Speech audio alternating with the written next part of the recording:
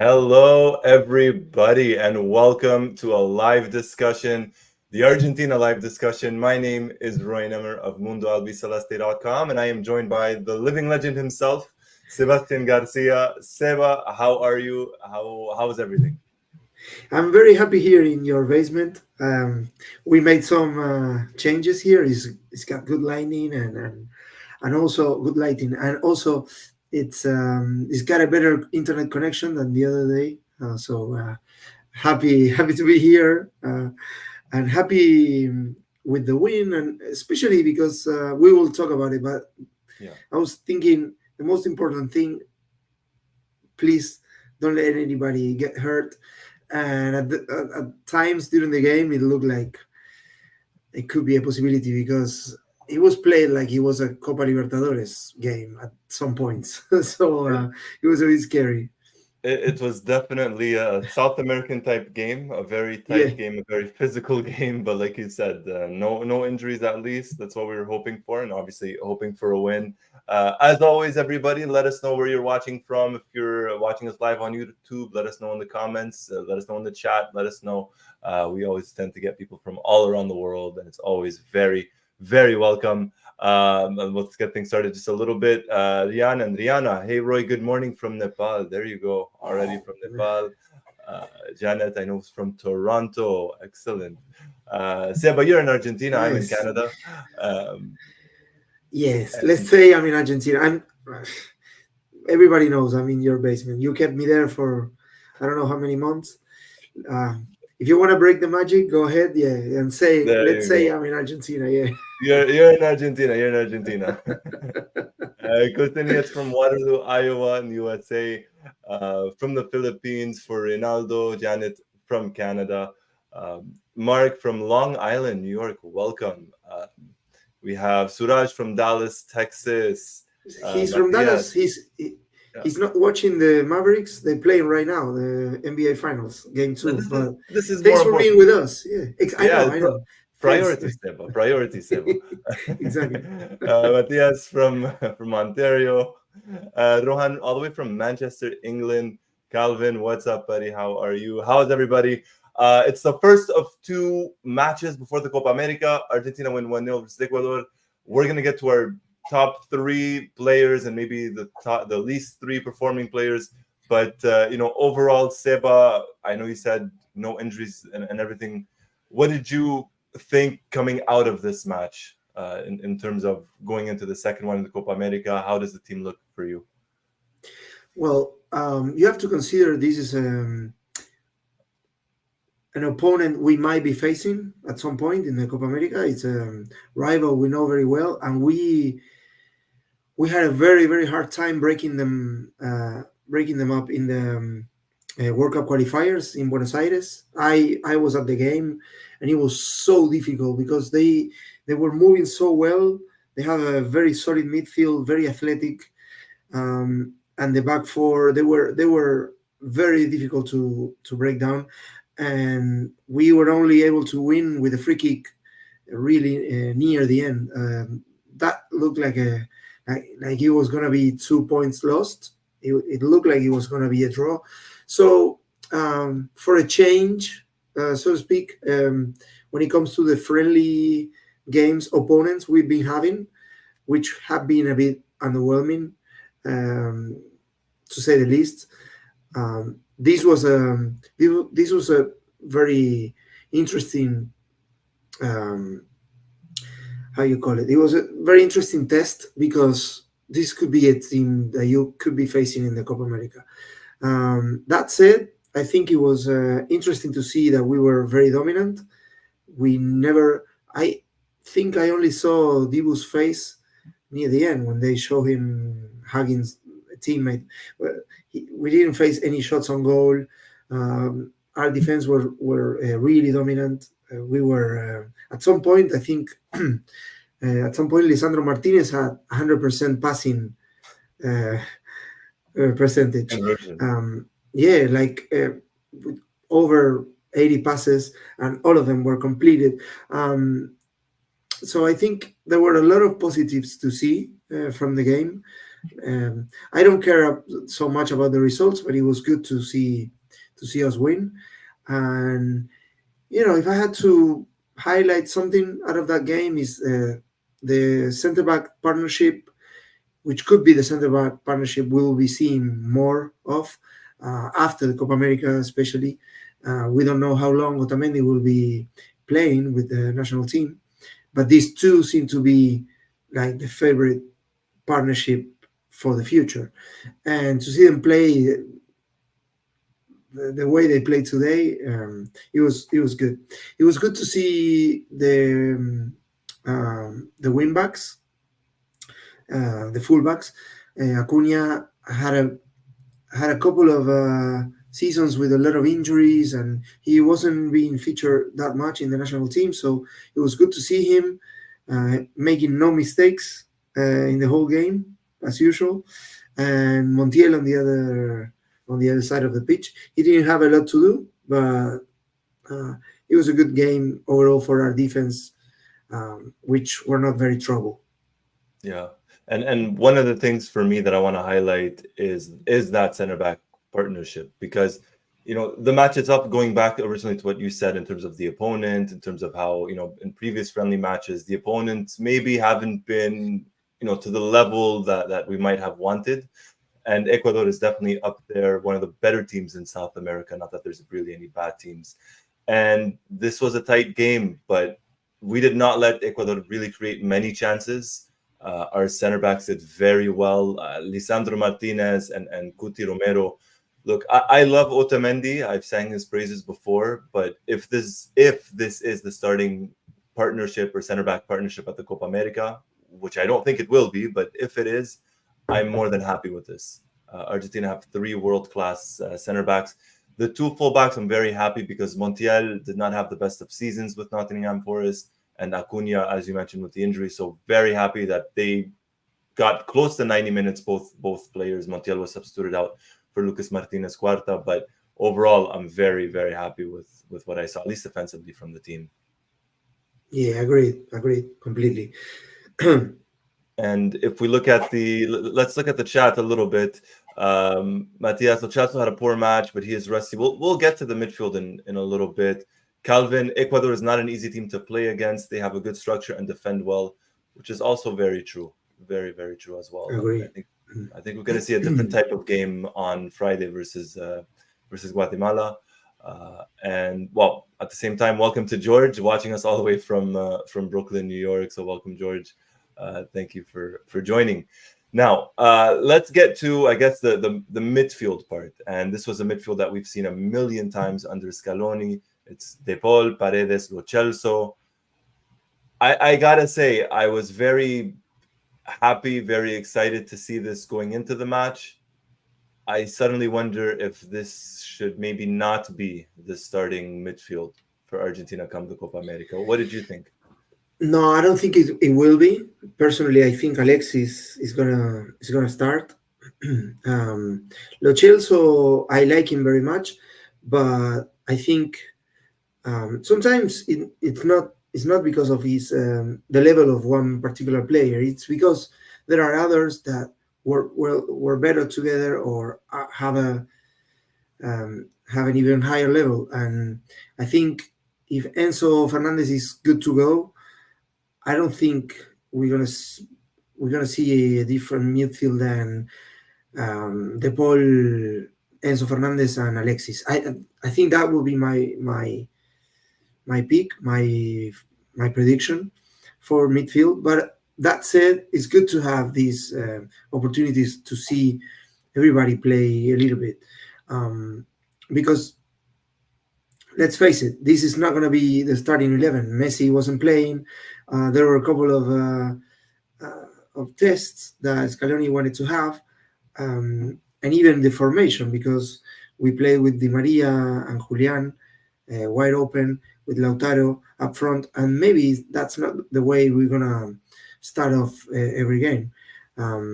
So it's good to do some testing and experiment, but I think the midfield trio of Alexis, De Paul, and Enzo, if Enzo is good to go, which is a big if because he's been having a very difficult season when it comes to staying fit and being ready to play. So we might start talking about some individual performances later on, but he made a late introduction. He didn't look very sharp, which is No, no, natural and understanding. understandable. Yeah, understandable. But that's a big question mark. So it's good to see Scaloni trying and trusting different players because we might need everybody to be ready for the Copa America. Yeah, no, I agree with you. I don't think this will be the starting midfield for Argentina come the Copa America. De Paul is a must. I think we've spoken about him in the Of past. course, We of all know course, he's yes. going to start. It's interesting to see what ends up happening. Sorry, because if Enzo is not ready, does Paredes come back in that starting 11 and you play Paredes as, let's say, that defensive midfielder as opposed to Enzo and maybe Alexis more up front in midfield if Enzo is not ready to go? Because as you mentioned, he came on as a substitute, didn't look sharp, which again is very normal after the injury that he had. And it was nice of Scaloni to give Lo Celso a chance, to give Palacios a chance off the bench, even though there was maybe 5 minutes left. And the good thing about Scaloni is he has, I mean, going back to Calvin, Scaloni has very good options to pick from when it comes to midfield. I think the midfield is probably the position in the team that we have the most depth in. We have someone like Palacios who finished the Bundesliga undefeated, and he doesn't even start for Argentina. He makes the bench and doesn't start. So it's and I mean, looking at this comment here from Danvers FN, McAllister's got to start. He's the best creator after Messi. He's, in my opinion, probably the most informed midfielder for Yeah, Argentina right now, easily. yeah, no, and he does everything. I Yeah, mean, whatever you need, he does it. yeah. He can play the through pass. He can shoot from distance. He can mark. He can He can do it uh, all. step. Yeah, he's a box to box, like true definition of a box to box midfielder, and he's got the brains. He's got the speed. Yeah. We're blessed. We're blessed to have a player like him. Very blessed. And to think that in a way, as odd as this might sound, the only reason he got a chance with Argentina, or at least to start, was because of Lo Celso's injury going into the World Cup. Yeah, And had that not happened, who knows what would have happened there. but We'll circle. Sorry, go yeah, ahead. no, that is something that is always going to happen, and sometimes it goes to your favor, and sometimes it plays against you. Like I can think of a better example of the World Cup in Italy in 1990. We started the World Cup with Pumpido, World Cup winning goalkeeper from '86. He wasn't at the top of his game at that point, but the goal was his, and he had a mistake in the first game against Cameroon. He wasn't doing very well, and then the second game against the USSR, he gets fractured, and Goicochea, who nobody really rated very highly, he wasn't that great of a goalkeeper. He had a lot of criticism playing for River Plate. He stepped up and he took us all the way to the final because he was a master saving penalties. It turned out, and nobody was happy to see Pumpido get such a nasty injury. But you have to rely on on every player that you bring to an international competition. So I think in that moment in time, in particular, it's a funny thing to say, but it played to our favor. That injury played to our favor, and sometimes it happens. Somebody um, takes on the challenge, takes us to a different level, and we all benefit from it. Yeah, I mean, you mentioned 1990. Obviously, this was the case in 2022 for the World Cup, uh, and Yeah, in a similar way, actually, and it leads us to our next point, the next positions. Julian Alvarez and Lautaro Martinez. Lautaro was injured going into the World Cup. He was playing on painkillers. Everybody knew that within the team. We didn't, but Scaloni knew that, and then that opened up the opportunity for Alvarez, and he took it, and he did very well. And again, it's one man's sunset is another man's dawn. I've heard that before. yeah. It's Yeah. a very poetic way of putting it. Oh, yeah, we're getting philosophical now. Yeah, There yeah, you go. Yes, yes. yeah. Before we go any more philosophical, let's we'll get to Lautaro, Julian, and Di Maria. I mean, Di Maria's Di Maria. We're all gonna miss him. The floor is yours, Seba, and Yeah, everybody in the chat. We'll get to the comments in a little bit, but the floor is yours, Seba. yeah. No, I mean, I won't take anything away from Di Maria and his finish, but what was Cuti Romero doing up there and Eh, cutting He and assisting? I mean, what is he won going the on with ball. this So guy? initially he won the ball in midfield initially, and then he just continued his run forward. And then Oh my God, he he was offside. By the way, he was offside, but was he. we won't complain. Yeah, we. Uh, So well, my first look, I thought he was offside, and then I saw a picture. The moment the ball is passing the ball to Kuti, he's half a body of offside, a full leg, and half of I his missed torso. that. He was offside, but I mean, there's no VAR here. It's okay, no problem. We're Um, good with that. we play like it's 1986 again, so no problem. Um, that aside, that little fact aside, he was immense. I mean, and a few minutes earlier, the other center back had a Lisandro. Yeah. had a shot on goal that the keeper did very very well to save. But to me, they were the standouts for today. The two center backs. I think Cuti Romero edges it for man of the match for me. But yeah, the decider was the captain for the day, Di Maria, with a fantastic run because when Cuti gets the ball, Di Maria has like two or three Ecuadorian players in between him and Cuti, and all of a sudden he runs and outpaces them, and he's free for Cuti to play the ball to him, and then a nice little finish, and that's it. We won the game with us, with that. It was Yeah, it's crazy that with all the attacking options that Argentina have, it's as you mentioned, it's our center backs that were the best players of the match, in Guti yeah, and Lisandro. And Lisandro had some very good moments with the ball as well. Some nice little dribbles, some nice little cut through passes there. yeah. Again, Calvin Kuti was so good. He really, really was. Um, Di Maria, Anthony says Di Maria cannot retire after the Copa America. He will, unfortunately. He absolutely will. Yeah, And but I was watching the game, and I said to my son Felipe, I said, he doesn't look like someone who has to retire. I mean, he no, physically, you see him, he's sharp, he's playing the best football of his life. It's like, I mean, there has to be a little chance that he makes up his mind, or I don't know. I guess a lot will depend on how the Copa America goes, how he feels after Copa America. It's been a long, long time, of course, and maybe he it doesn't see himself putting himself through the whole hustle of preseason, eating qualifiers. well, training, getting ready for games. Maybe he had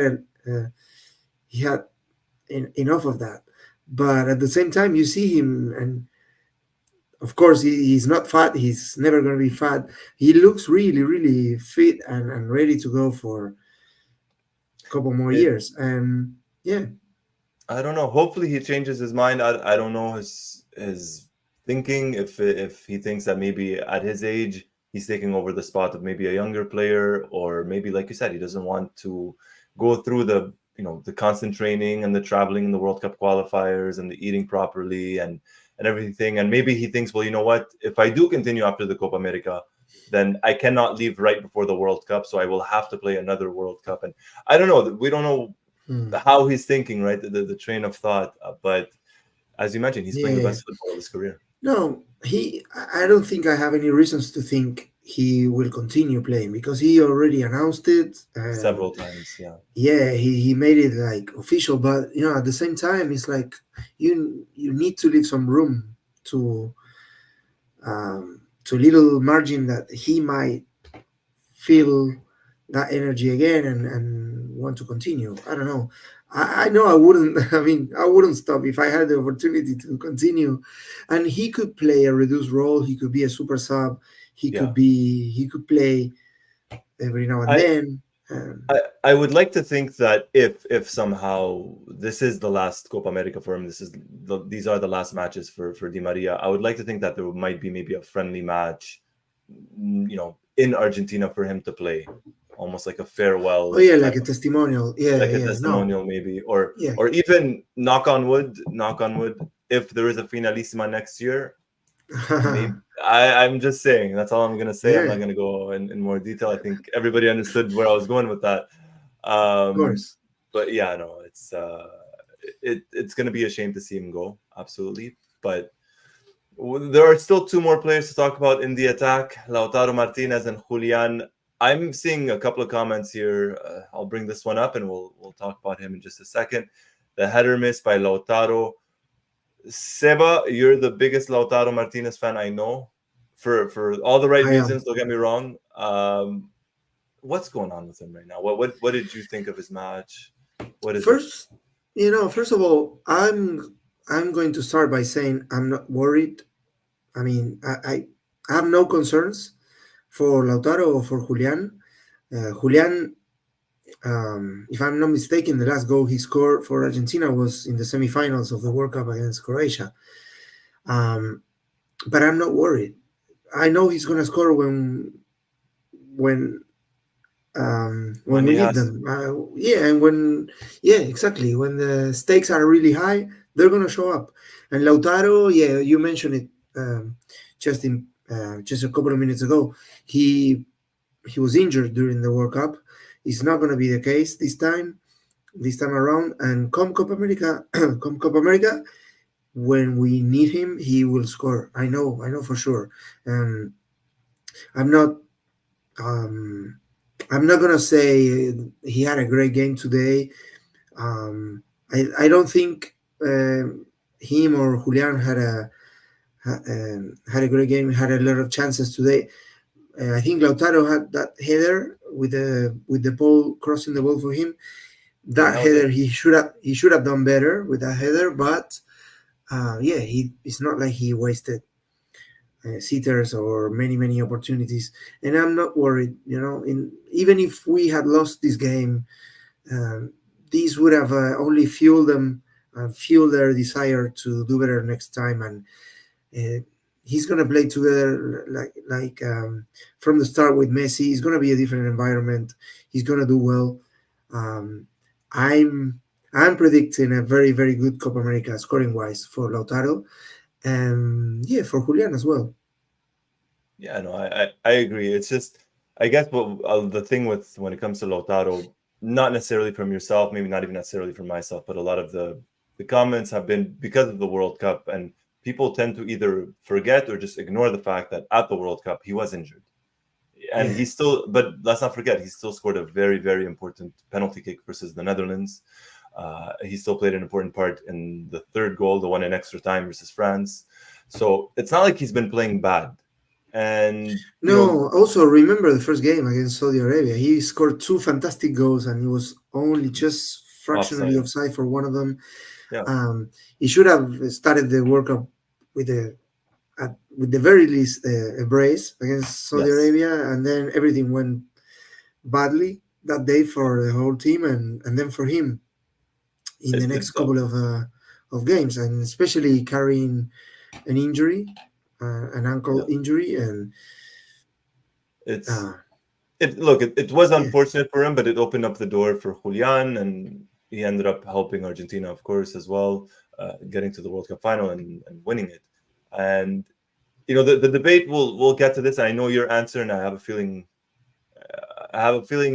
maybe the chat might feel a little bit different, but I'm gonna keep that question for a little bit later. Julian Alvarez, I didn't think he had a bad game today either. I think he created one chance, but he worked really hard, and that's what yeah, I like about as him. He, always. as Mhm. always, he really made a lot of runs. He was pressuring the goalkeeper and the defender at one point when he stole the ball. He intercepted it, almost scored, and that level of commitment, that work rate is always appreciated. And I think he might not be scoring right now, but like you said, I think when the time comes and we need him, I think Julian will definitely be scoring. Um, And I'll take a look at the chat and I'm going to ask you a question, Seba, and I'm going to ask everybody else a question as well. Mark says Lautaro should start for Argentina. Anthony says Julian should be the number 9. Calvin, Lautaro is also coming off a fantastic season. He's improved. It's about style. Some games Julian fits better and some Lautaro. I agree Spot with that. on. Yeah, Yeah, yeah. absolutely. But the good thing is that we have both. I mean, they both play for the same team. So, and we know they know where the goal is. They know Yeah, how to score. Um, Personally, I think if I were the manager of Canada, Chile, Peru, any team that will be facing us, facing Argentina in the Copa America, I will be very very worried to face yeah, Argentina, to face the prospect of having to keep tabs on Messi, then Lautaro, the Julian, Di Maria. How do you mark them all? I mean, it's you can. and then if Yeah. you control all of them, you still have um, You have the Alexis players. Yeah, creating, with a threat Alex. from distance, and the ball. Everybody. I mean, it's difficult. It's difficult to contain Argentina. No, it absolutely is. It absolutely is. A lot of options. Sorry, for Argentina, whether it's starters or off the bench. Janet's saying everyone craps on Lautaro, but he was injured. He blasted in that winning penalty kick. He definitely Oh, did. yeah, he did. Um, Liam just read that Lautaro scored the second most goals in the Scaloni era. Messi 41, Lautaro 22. Lots of them at 0-0 and 1-1. Let's not forget the Copa America. Copa America versus Yeah, Colombia in the semifinal. Lautaro was the one that scored that. And Lautaro was very, very important in the qualifiers at the Copa America. Uh, and it's just, people like to look at the numbers only, right? And not necessarily sometimes a little bit beyond that. Um, so my question to you, Seb, and my question to everybody here, although I think I know your answer already. Come the Copa America, who's the number 9 for you? Is it Lautaro or Julian versus Canada? yeah. No, I will start with Messi and Lautaro, because I prefer the two up front, not the wingers. Like it could be Nico Gonzalez, or Mm. like we saw today.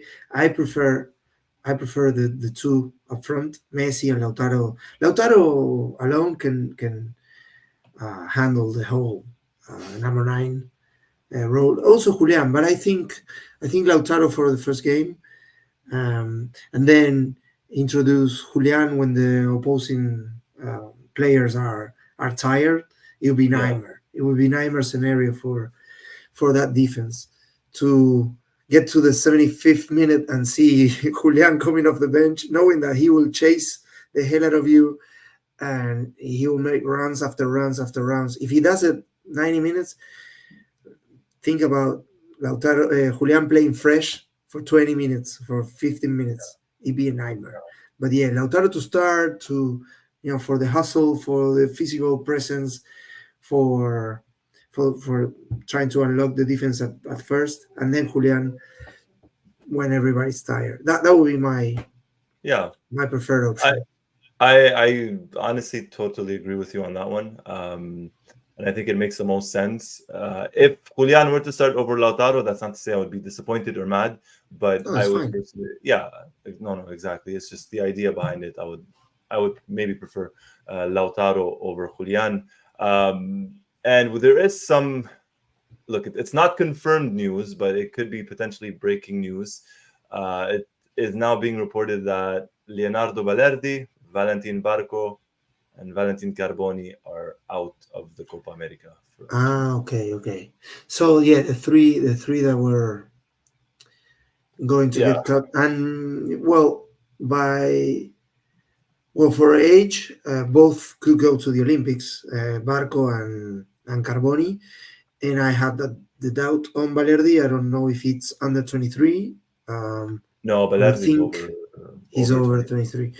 But Barco and Carboni are favorite now to go to the Olympics. Then I don't think it's a concern for them. Obviously, the players will be aiming. Both the three of them would have been aiming to be at the Copa America, Yeah, but they have a lot of time. Um, Barco, obviously, he has to understand there's Acuna and Tagliafico, world champions, and still very up to the task. and So, he'll obviously, likely be going to the Olympics, like you said.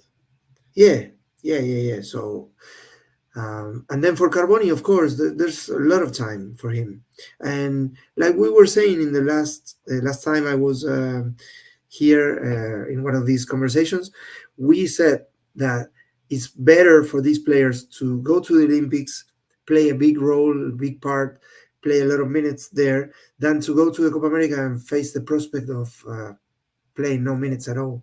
Yeah, that's true. Which, yeah, is pretty much it would have been pretty much the scenario someone like Valentin, well, both are called Valentin, Marco and Carboni, the two Valentins would have faced the same prospect of Yeah, playing being no selected but minutes not at all. playing, being selected but not Exactly. playing at all. Yeah. It's look, I'm not really totally surprised. Although I guess this means Correa's in over Carboni, and then that goes back to the whole you're actually Yeah, picking Angel Correa over Paulo Dybala, and that's a whole other conversation altogether. Balerdi, I think it all depended maybe a little bit on Pizzella and his fitness.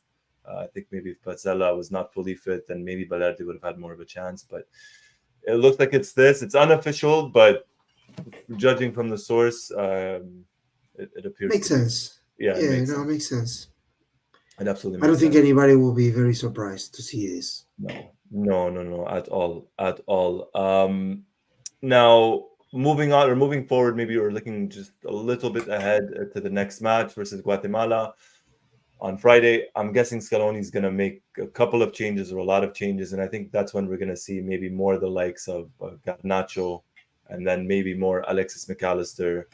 I could see maybe Lucas Martinez Cuarta starting as right back, just like he did today when he came on as a substitute for Montiel, maybe Tagliafico.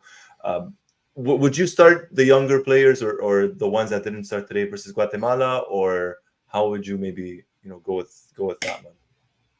Yeah, no, I will change. I will change most of the team or the entire team. Yeah, I think today, for a player like Garnacho, I think he will have a lot more opportunities to show his best qualities against a team like Guatemala because I'm anticipating that maybe famous last words, like go whenever for it. anybody says something like this and jinx it, I will take full responsibility, but I will anticipate that it's not going to be that hard for Argentina to break the deadlock, and the first goal against Guatemala should come quite easily and early, and that will open up spaces, and Guatemala will probably attack a little bit, leave some spaces for counterattack or for fast play for Argentina, and Garnacho will excel in that situation a lot more than he would have in a game like this with Absolutely. um, so many men behind the ball, a tough defense like Ecuador has. I think it's an easier scenario for a player like Garnacho whose rise to fame has been meteoric, but he still needs to get used to playing in the national team. Um, get the feel of it, how it is to play for Argentina. Know everybody who's playing around him. So it's a good opportunity for him to play. I wouldn't give Di Maria a start. You don't need to test him that much. If Messi wants to play, yeah, fine. He Yeah. can play if he wants to, but I wouldn't risk him either. So Yeah. I anticipate a lot of changes. I would make a lot of changes.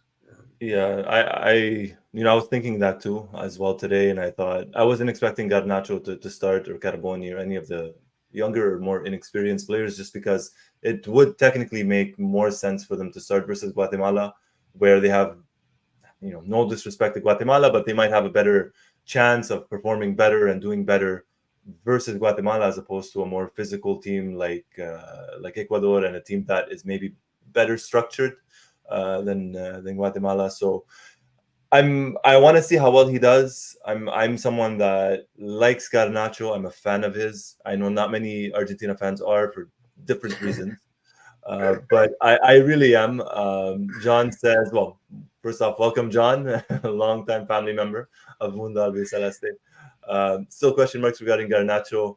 Um, Sujay, question, where do you think Garnacho will come into play? Genuinely curious as to how Scaloni will use him. I think he maybe becomes a substitute at the Copa America. I mean, it's either him or Nicolas Gonzalez coming on for Di Maria. I think that's a fair assumption. I don't see him starting. Yeah, me too. Or when we switch the formation, the tactics, and we play with wide players, maybe to kill off a game that it's 1-0 and Mm, the opposition is desperate and some spaces are open for us to exploit. I think Garnacho will be excellent for that function, yeah. but I don't think he merits a spot in the starting 11 for me, No. at least. No, not no, not for me But either. not because I don't like him or he doesn't have the qualities or whatever. It's because you don't mess with a winning formula. You don't touch a winning team. Everybody in the team deserves a spot. It's not like we have since Qatar 2022, the World Cup winning squad.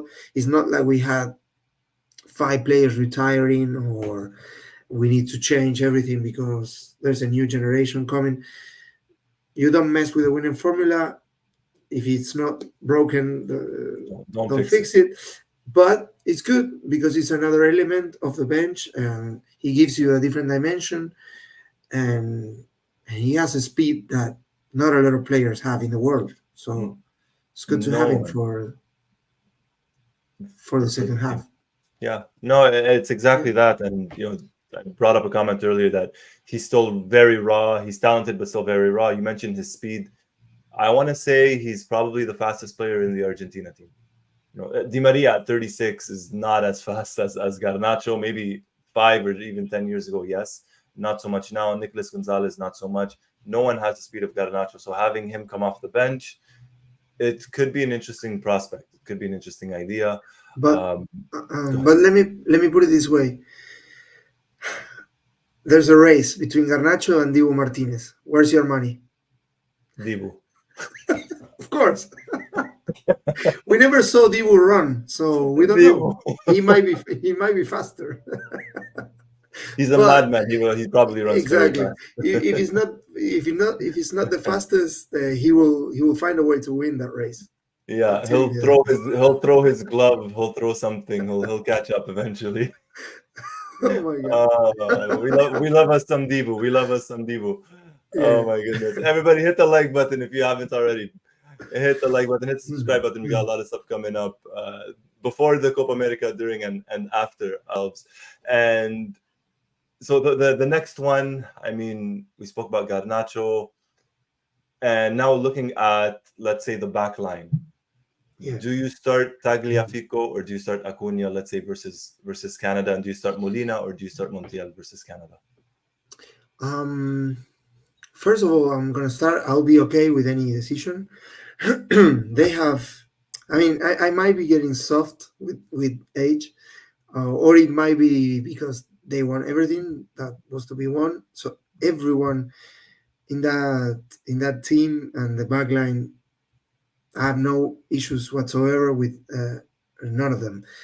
You know me, and I've been advocating for Acuna to be introduced in the national team before he was considered, because I had the privilege of seeing him every week playing for my team in Argentina, Racing Club, and I don't think I remember him losing the ball or losing a physical battle or losing a duel, a ground duel. Today he was another example of that. He's so physical, so dominant. He never plays a bad pass. Um, Tagliafico, don't get me wrong, he had an excellent World Cup final. He can do everything as well, but maybe it's because my heart leans a lot more towards Acuna. I will start with Acuna and Okay. Molina on the other side of the field. Okay. Molina for his physicality as well, for his speed. Um, Those would be my first pick Yours? as Okay. fullbacks, but I'll be okay with any decision. Okay, that's where we might disagree a little bit, a little tiny bit, and not for anything. Hold up, I'll explain myself, and I'll let everybody else in the chat as well. We'll get to the comments. Um, just because Acuna is coming off from injury, I would prefer to rest him maybe a little bit more. Tagliafico has been tremendous. He's been very reliable ever since he started playing for Argentina. So I would maybe lean more towards Tagliafico over Acuna because we might need Acuna a little bit more going, deeper into the tournament. And because he's kind of just coming off from injury, so I'd want to rest him a little bit. So I would go with Tagliafico. And on the right side, I think, go ahead. No, no, I was thinking that you are better positioned than maybe anybody in the world, and certainly in this conversation, and maybe some people in the chat will be at the same level of your knowledge. But first opponent is Canada. You are Yeah. in Canada. You know the Yes. team. You've been following them. I've been pleasantly surprised by how they kept growing and growing, and now they're a force to be reckoned with in Yeah. CONCACAF region. So, do you think Tagliafico or Acuna will fit better, considering the opposition, considering what Canada will throw uh, us on that It's side of the pitch? Look, I'll be very honest. I follow Canada, obviously not nearly as much as I follow Argentina. I follow Canada a lot, but Canada is their strength. Maybe I guess fortunately or unfortunately, I don't know whatever way you want to spin it, but their strength, in my opinion, lies in two specific players, and one of them is a left back or left midfielder, left winger, wherever you want to put him, Davies of Bayern, Hmm. and the other is Jonathan David, but Yeah. he's a striker, so he's not necessarily a winger, more of a striker. And those are two players that are very, very talented and can cause any backline, in my opinion, in the world a lot of problems, and especially Davies. But if we're talking about Davies, he's a left back, so he'd be playing on Argentina's right side. And if you're talking specifically for Argentina in terms of the left side, I don't think it matters much in terms of Tagliafico or Acuna. It would be more the right side, in my opinion, that could cause maybe a little bit more problems, in my opinion. And well, with champions, So there you go. yeah, and the goal he scored against Real Madrid in the Champions League semifinal. Wow, Yeah, it looked he's like they were getting to the final, but of yeah. course, Real Madrid is Real Madrid. And let's not forget this. Canada, they Yeah, drew 0-0. They played very well. I said it. I remember when we did the World Cup draw back in, I think, April of 2022. Was it almost 2 years ago now? And I said I expect Canada not to lose versus Belgium in their opening match. And they ended up losing 1-0, but they really should have won that match. And Canada has gotten a lot better throughout the years. yeah. We'll talk more about the match, obviously, the closer we get to the Copa America. But Canada's gotten better, but I don't think it's going to matter too much in terms of who's the left back. If it was the right back, then yes, I think we have to go with maybe the more quicker player, better marker, Molina which is then. Molina. Yeah. Yeah. Molina, I think on the right side for sure for Good. me. Thank you. Thank you. Yeah, of course. And I'm just looking at the comments here. Let's see. Tagliafico is Roy's favorite left back. I'm pretty fond of Tagliafico. I am, if I have to say so myself. Very, very big fan of his. Um, and let's see what else there is in the chat as we get closer to wrapping things up.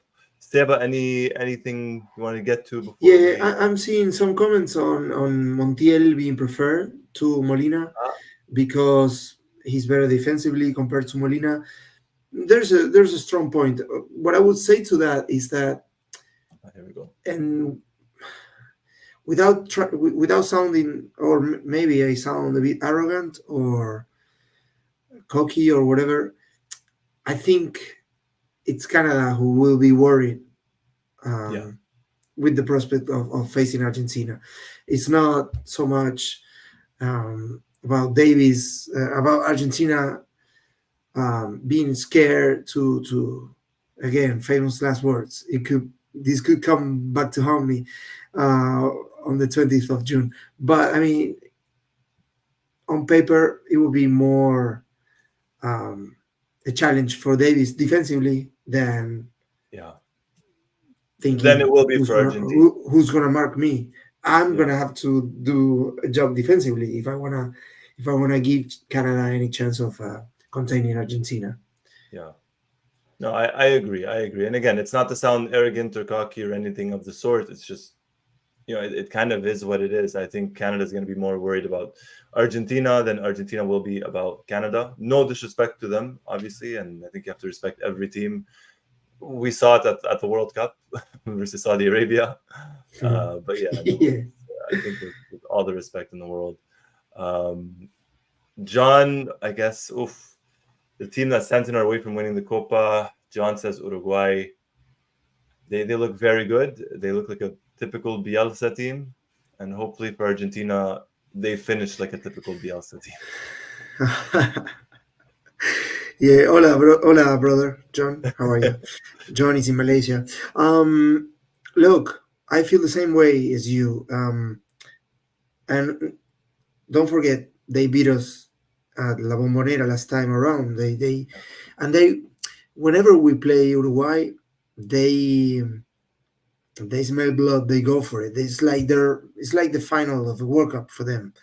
Um, it's a big rivalry, the oldest rivalry we have, Mhm. and it's a game that it's aside from any context. It could be a friendly, it could be first round in a World Cup or in a well difficult in a World Cup. It's not possible due to draw restrictions, Yeah, but it could be first round in Copa America, and it will still feel like it's the final or semi-final of a World Cup. It's never been easy to face Uruguay.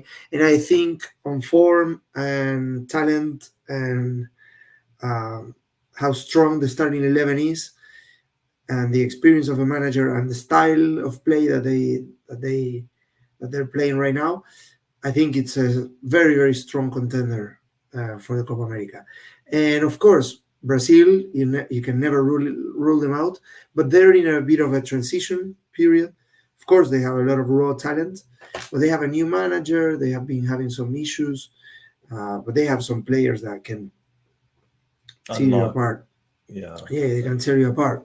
But yeah, Uruguay is up there among the main contenders. And also, my pick of a team that will probably make a lot of noise is Colombia.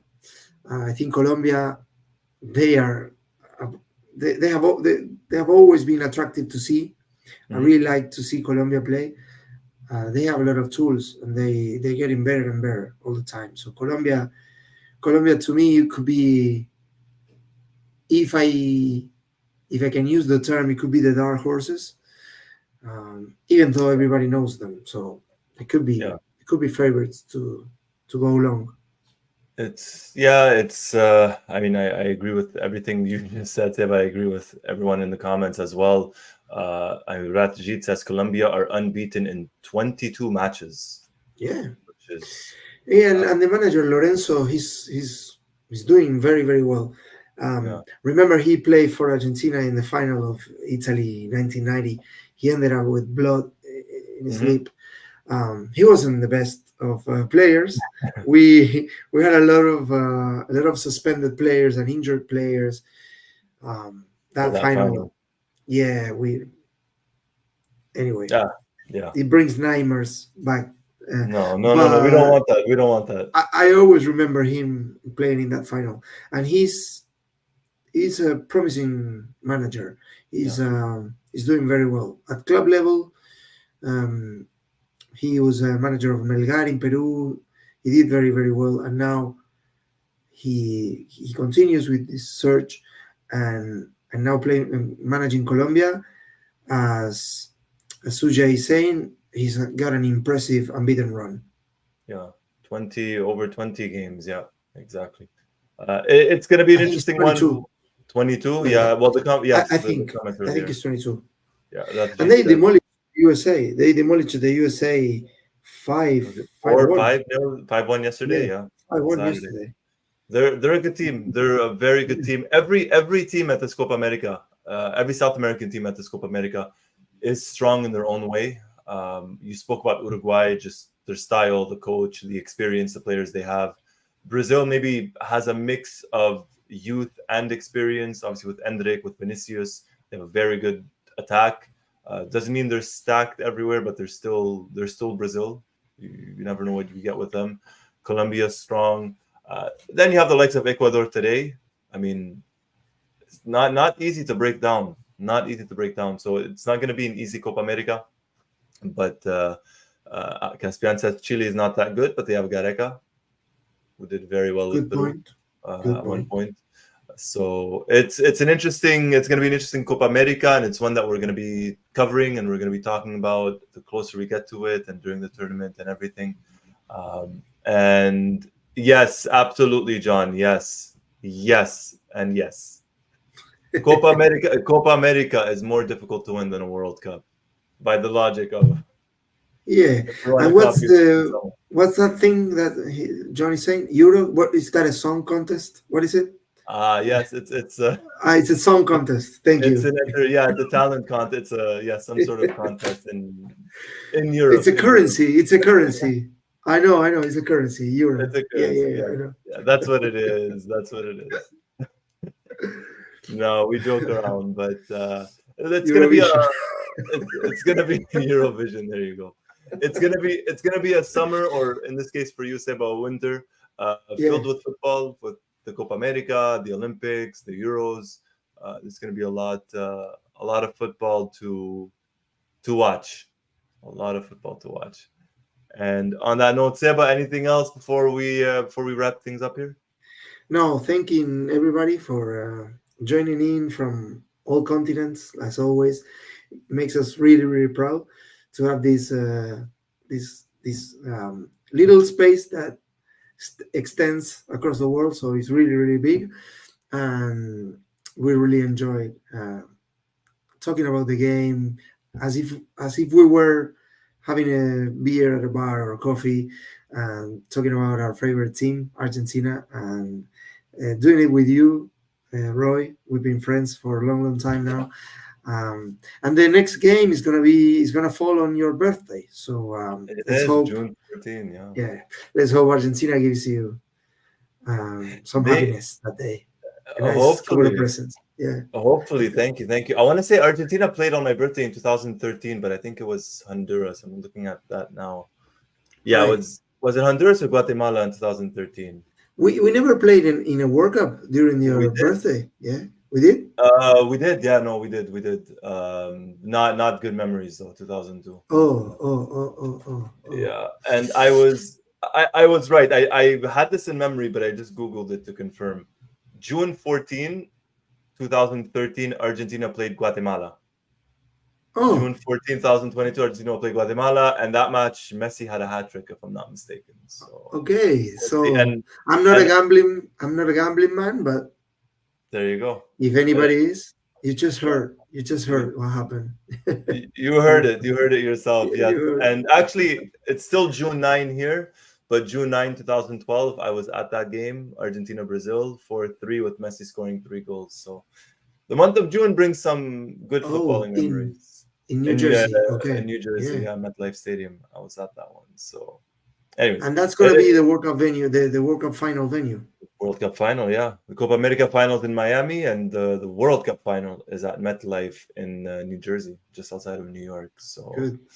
Good. yes, yes. But yeah, so Argentina versus Guatemala, that one is on June 14. It's on Friday. Uh, we'll try and do a post show. I might be a little bit late, but we'll try and I can't figure promise because it's also my wife's birthday, as you it out. know. So Yes, I can't promise I'll be here for the next post game conversation. understood. Um, That's why we we'll never try know. and We never know. we'll try. We'll see if we could maybe do something that day or the day after, whenever it is. We'll try and figure it out. But Fantastic. yes, on that note, thank you everybody for joining us. Whether you're watching us live or on repeat, let us know in the comments. Hit the like button. As always, please hit the like button, hit the subscribe button, hit the notifications button to really be the first person notified as soon as a new video drops or a live discussion to join us. Once more, my name is Roy Nemer. This is Sebastian Garcia of Mundo Albiceleste.com. Thank you, everybody, for watching. Until next time, take care. Bye, everybody. See you soon.